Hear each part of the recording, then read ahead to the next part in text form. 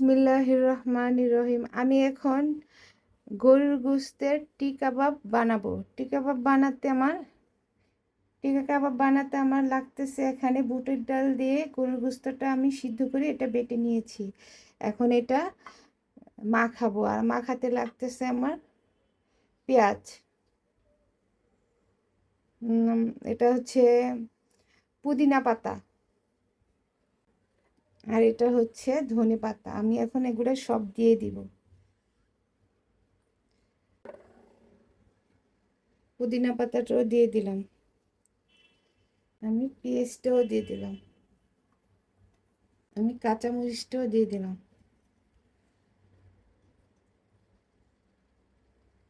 এগুলা মেখে নিব। কাবাব তৈরি করার জন্য আমি সুন্দর করে এগুলা মেখে নিব। এখন আমি এগুলা সুন্দর করে এভাবে টিকা বানিয়ে নিব।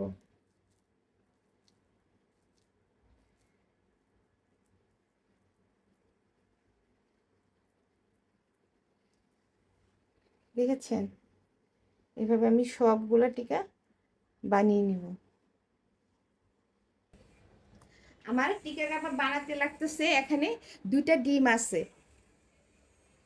আর লাগতেছে আটা। আটা ময়দা যেটা খুশি ইউজ করতে পারেন, আর বিস্কিটের গুঁড়া,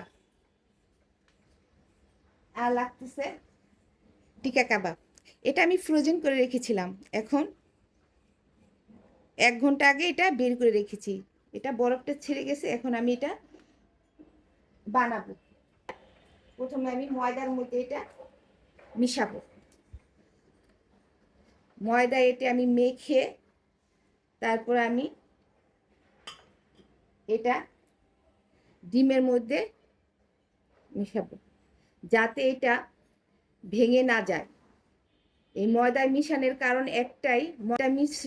কারণ একটাই, যাতে টিকা কাবাবটা খুলে না যায়, ভেঙে না যায়।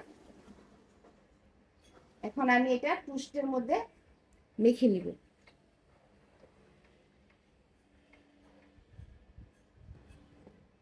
আমার বিফ টিকা কাবাব এভাবে আমি সবগুলা করে নিব। দেখেছেন সুন্দর হয়েছে না? এভাবে সবগুলো বানিয়ে নিব। আমি এখন বিফ টিকাটা ভাজা করব। আমার তেলটা গরম হয়ে গেছে, এগুলো আমি এখন একটা একটা করে দিব। বিসমিল্লাহ।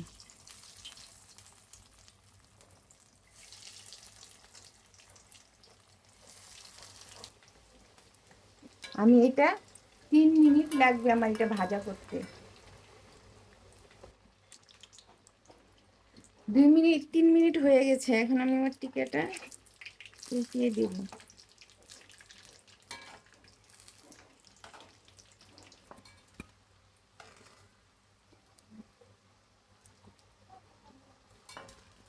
এভাবে আমি সবগুলা বানিয়ে নিব, ভেজে নিব।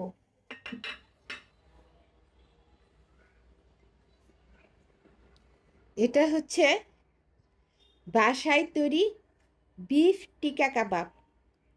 এটা পছন্দ করবে না এমন মানুষ খুঁজেই পাবেন না।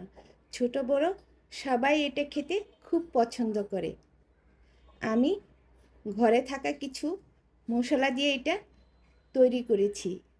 অল্প কিছু গরুর গোশত আর বুটের ডাল, পেঁয়াজ, কাঁচামরিচ এসব দিয়ে করেছি।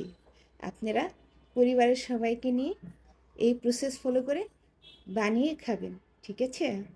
আল্লাহ হাফেজ।